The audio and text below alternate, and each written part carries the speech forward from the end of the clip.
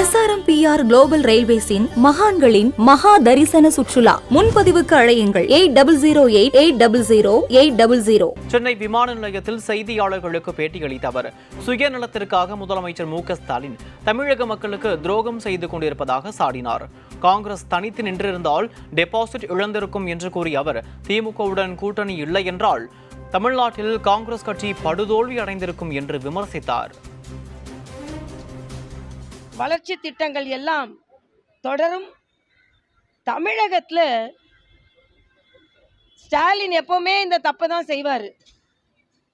எதிரணியிலே இருந்து கொண்டு தமிழக மக்களுக்கு கிடைக்க வேண்டியதையெல்லாம் கிடைக்காமல் தமிழக மக்களுக்கு எப்பொழுதுமே துரோகம் செய்து கொண்டிருப்பார் சுயநலத்திற்காக.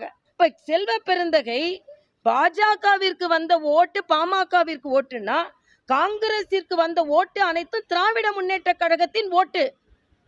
இதை ஸ்டாலின் மறுப்பாரா நான் கேட்கிறேன். அப்படின்னா தனியா நின்றுட்டு போயிருக்க வேண்டியதானே. செல்வ பெருந்தகை தனியா நின்னா எந்த இடத்துலயும் டெபாசிட் வாங்கியிருக்க மாட்டாங்க.